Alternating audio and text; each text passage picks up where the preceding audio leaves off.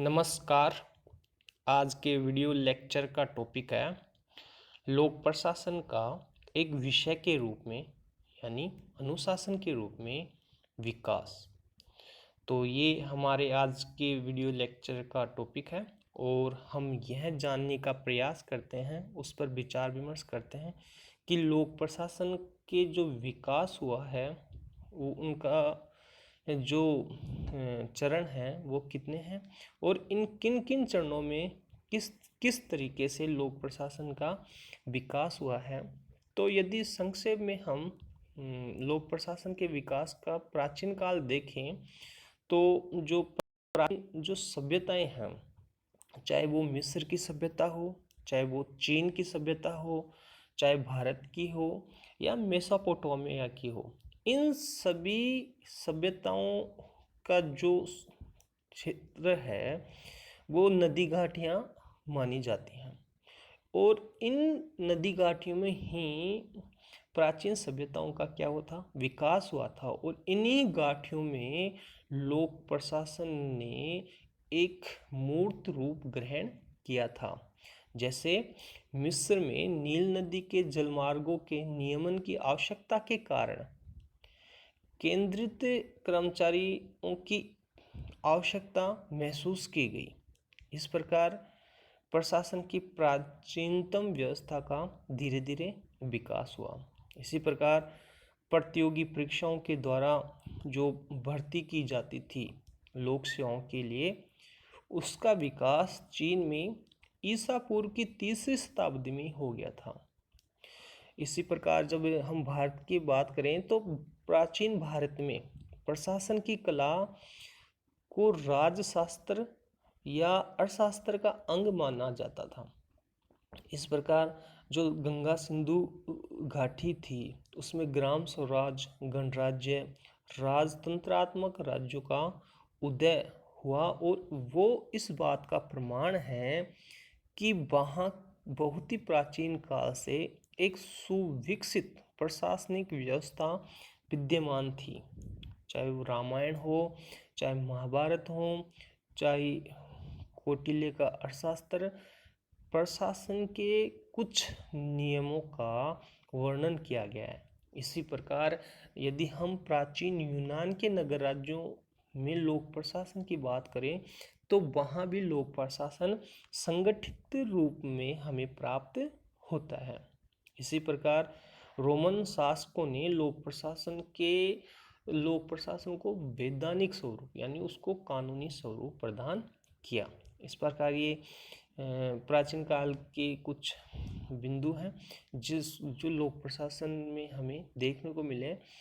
अब यदि आधुनिक समय में लोक प्रशासन के विकास की बात करें तो यह तो सर्वविदित है कि एक क्रिया के रूप में यानी गतिविधि के रूप में लोक प्रशासन बहुत ही प्राचीन है। जैसे ही राज्य अस्तित्व में आए तब से जो प्रशासन है या लोक प्रशासन है एक गतिविधि के रूप में, एक क्रिया के रूप में तभी अस्तित्व में आ गया था, लेकिन फिर भी एक विषय के रूप में, अध्ययन की एक शाखा के रूप में उसका उदय वर्तमान समय से ही माना जाता है। इस प्रकार वर्तमान समय में राजनीति शास्त्रियों के ग्रंथों में, राजनीतिज्ञों के बायोग्राफी में समय समय पर प्रशासनिक विषयों पर चिंतन किया गया, विचार विमर्श किया गया। लेकिन एक विषय के रूप में जब हम लोक प्रशासन की बात करते हैं, उसके विकास की बात करते हैं, तो लोक प्रशासन का जनक अमेरिका के विद्वान यानी जो राजनीति विज्ञान के प्रोफेसर भी थे वुड्रो विल्सन, जो आगे चलकर अमेरिका के राष्ट्रपति भी बने, उनको लोक प्रशासन का जनक माना जाता है। और उन्होंने एक लेख लिखा, लेख का नाम था ए स्टडी ऑफ एडमिनिस्ट्रेशन। इन्होंने ये लेख सन 1887 में लिखा था और यह लेख पॉलिटिकल साइंस क्वार्टरली कोई मैगजीन थी उसमें प्रकाशित हुआ था। इस प्रकार लोक प्रशासन का जो प्रथम चरण है वो 1887 से माना जाता है। और यदि हम लोक प्रशासन के विकास के चरणों की बात करें तो लोक प्रशासन कोई ज़्यादा पुराना विषय नहीं है। अनुशासन के रूप में, अध्ययन के एक विषय के रूप में वह ज़्यादा पुराना नहीं है। लगभग आज से 124 वर्ष पहले ही लोक प्रशासन का उदय हुआ। तो हम क्रमवार लोक प्रशासन के विकास को विभिन्न चरणों के अंतर्गत समझने का प्रयास करते हैं। यह जानने का प्रयास करते हैं कि लोक प्रशासन का जो विकास हुआ है वो विभिन्न चरणों में किस प्रकार हुआ है। तो जो पहला चरण है लोक प्रशासन के विकास का, जिसे प्रथम चरण कहते हैं, वो प्रथम चरण शुरू होता है 1887 ईस्वी से लेकर 1926 ईस्वी तक के लोक प्रशासन के विकास को प्रथम चरण की संज्ञा दी गई। और इसका जो प्रथम चरण का विकास था लोक प्रशासन का, उसमें राजनीति और प्रशासन के द्वैत भाव पर जोर दिया गया। यानी राजनीति और प्रशासन को अलग अलग बताया गया, दोनों विषयों को अलग बताया। तो लोक प्रशासन, मैंने जैसे कि बताया कि लोक प्रशासन की शुरुआत वुड्रो विल्सन के एक लेख से शुरू होती है। उन्होंने एक लेख लिखा था, ए स्टडी ऑफ एडमिनिस्ट्रेशन, और यहीं से लोक प्रशासन शुरू हुआ। और इस घटना को एक युग परिवर्तक घटना माना जाता है। और वुड्रो विल्सन का मानना था कि प्रशासन का जो विज्ञान है वह हमारी राजनीति के उस अध्ययन का अंतिम फल है जो लगभग 2200 वर्ष पूर्व प्रारंभ हुआ था। इस प्रकार विल्सन के निबंध का उद्देश्य यह था कि राजनीति और प्रशासन को अलग अलग किया जाए।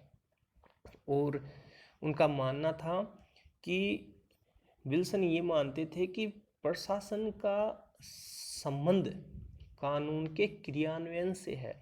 और उन्होंने बताया था कि किसी संविधान को बनाने की अपेक्षा उस संविधान का संचालन कठिन है। इस प्रकार जो प्रोफेसर वुड्रो विल्सन हैं उनको एक लोक प्रशासन का जनक माना जाता है। और फिर बाद में कोलंबिया विश्वविद्यालय के प्रशासनिक कानून के एक प्रोफेसर थे, फ्रैंक जे गुडनोव। इन्होंने एक किताब लिखी। किताब का जो टाइटल था वो था पॉलिटिक्स एंड एडमिनिस्ट्रेशन।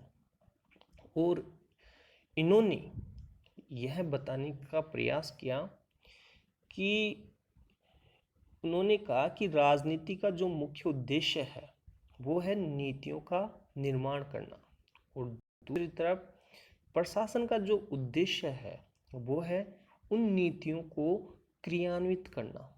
इस प्रकार इन्होंने भी राजनीति और प्रशासन को अलग अलग करने का प्रयास किया। इसी प्रकार लोक प्रशासन को राजनीति विज्ञान से पृथक अध्ययन के रूप में प्रतिष्ठित करने का प्रयास सर्वप्रथम एक विद्वान है एल.डी. वाइट, इन्होंने किया। इन्होंने एक पुस्तक लिखी। पुस्तक 1926 में प्रकाशित हुई थी और पुस्तक का नाम है an introduction to the study of public administration. और यह ग्रंथ राजनीति प्रशासन के द्वैत भाव पर जोर देती है। और इस पुस्तक को इस विषय की यानी लोक प्रशासन विषय की प्रथम पाठ्य पुस्तक के रूप में मान्यता मिली। तो लोक प्रशासन के विकास का जो प्रथम चरण था जो सन 1887 से शुरू होता है और 1926 तक चलता है, उसमें राजनीति और प्रशासनिक द्वैत भाव पर जोर दिया गया। अब जब हम लोक प्रशासन के विकास के दूसरे चरण की बात करें, द्वितीय चरण की, तो ये शुरू होता है 1927 से लेकर 1937 तक। और इस चरण को प्रशासनिक सिद्धांतों के स्वर्णकाल के नाम से भी जाना जाता है। इस प्रकार एक विद्वान है W.F. विलोबी, उन्होंने एक पुस्तक लिखी।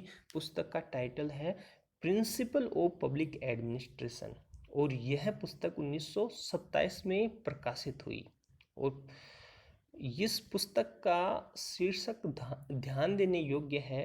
वे यानी विलोबी इस बात में पूर्ण विश्वास रखते हैं कि लोक प्रशासन के अनेक सिद्धांत होते हैं और इन सिद्धांतों को यदि क्रियान्वित किया जाए तो लोक प्रशासन में सुधार हो सकता है।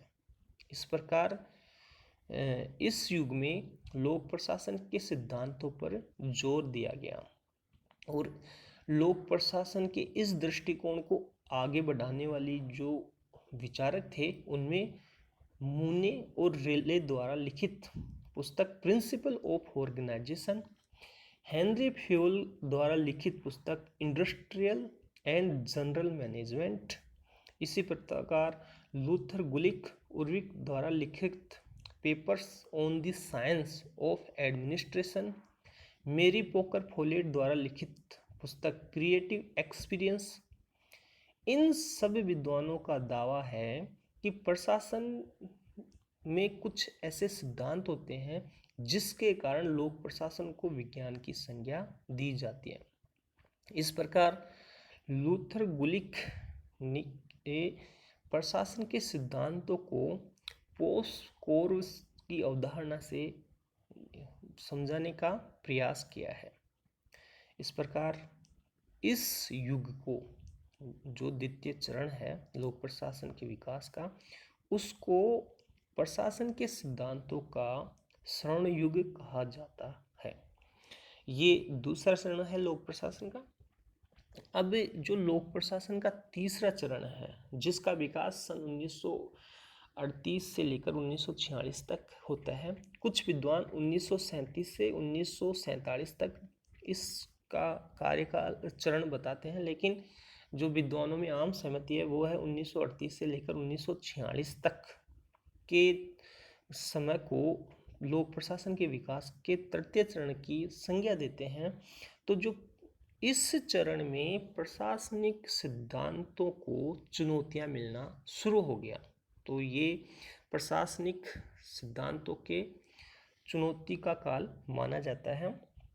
तो लोक प्रशासन के विकास का जो तीसरा दौर शुरू होता है, उस दौर में जो दूसरे चरण में लोक प्रशासन के जो यांत्रिक दृष्टिकोण पर, मशीनीय दृष्टिकोण पर जोर दिया गया था, उसके विरुद्ध एक तीव्र प्रतिक्रिया हुई, और इन प्रशासनिक सिद्धांतों को विभिन्न विद्वानों ने कहावतें कह कहकर उनका मजाक उड़ाया।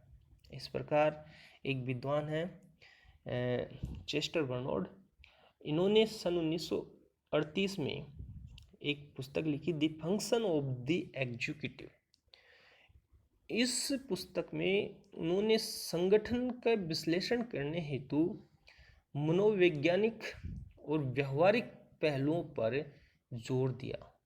इसी प्रकार 1946 में प्रकाशित हर्बर्ट साइमन का जो एक पुस्तक है, उसमें हर्बर्ट साइमन ने प्रशासन के सिद्धांतों की हंसी उड़ाते हुए उन्हें कहावतों की संज्ञा दी।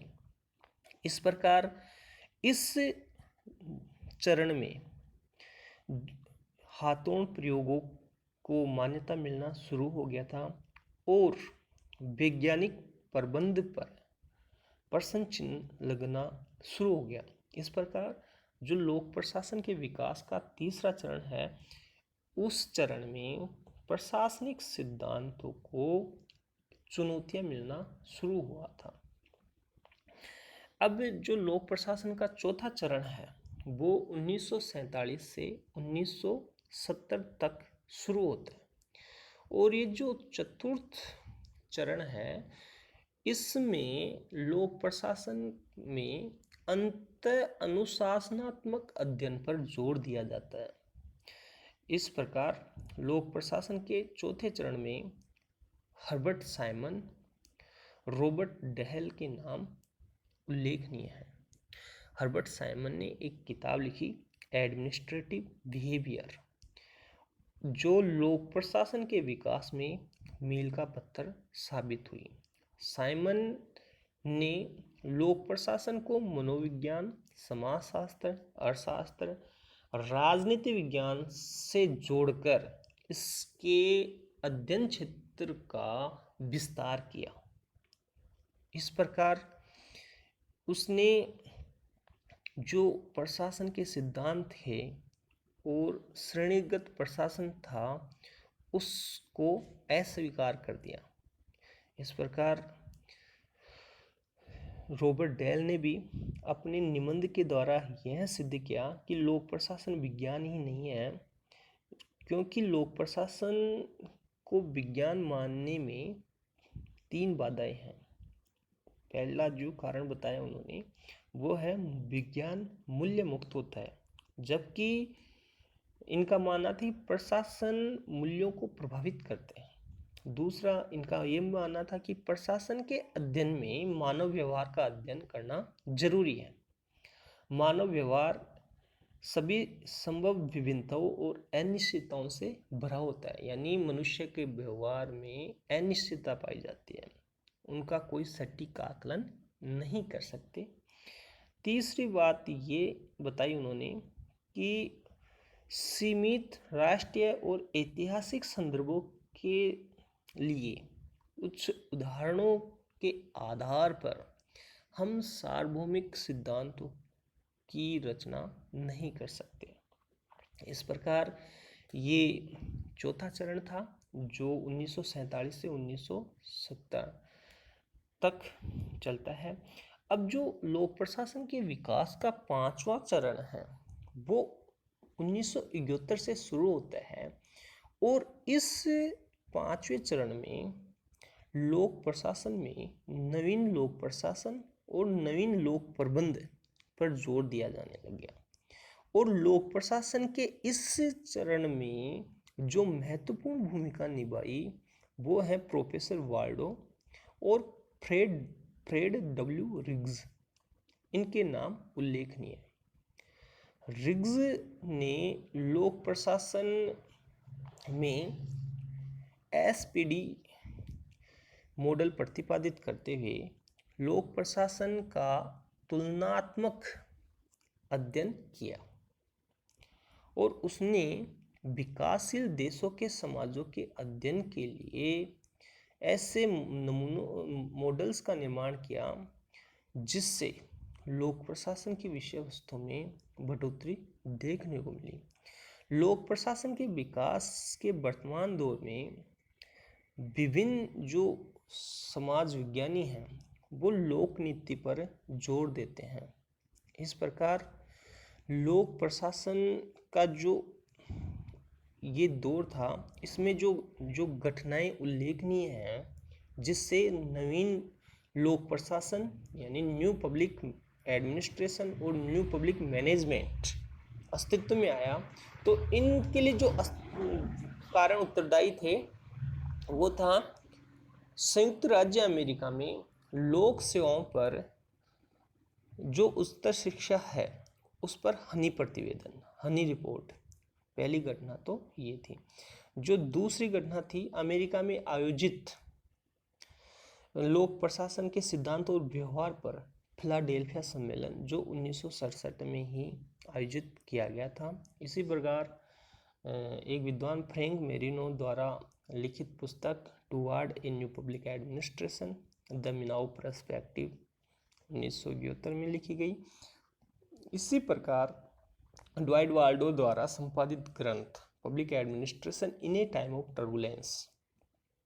इस प्रकार जो ड्वाइट वाल्डो हैं इनको नवीन लोक प्रशासन का जनक माना जाता है और इस अवधारणा से एनपीए से न्यू पब्लिक एडमिनिस्ट्रेशन से संबंधित जो अन्य विद्वान हैं जैसे Frank Marini, George Frederickson, Charles Lindblom, Vincent Ostrom आदि ने एनपीए पर जोर दिया। 1960 और 70 के दशक में होने वाले समस्त परिवर्तनों का प्रतिनिधित्व नवीन लोक प्रशासन करता है और इस नवीन लोक प्रशासन के अध्ययन के जो मुख्य बिंदु हैं वो है सामाजिक समानता, सहभागिता, विकेंद्रीकरण और मानवता के प्रति अगाध प्रेम। इस प्रकार एनपीए के बाद में एनपीएम की अवधारणा उभर कर आई और एनपीएम की जो अवधारणा थी वो बाजार उन्मुखी लोक प्रशासन का समर्थन करती है और इस एनपीएम की जो मुख्य विशेषता है वो है ये एनपीएम तीन ईएस पर जोर देता है, यानी इफिशियंसी, इकोनॉमी, इफेक्टिवनेस। हिंदी में इसे कहें तो दक्षता, मितव्ययिता और प्रभावशीलता।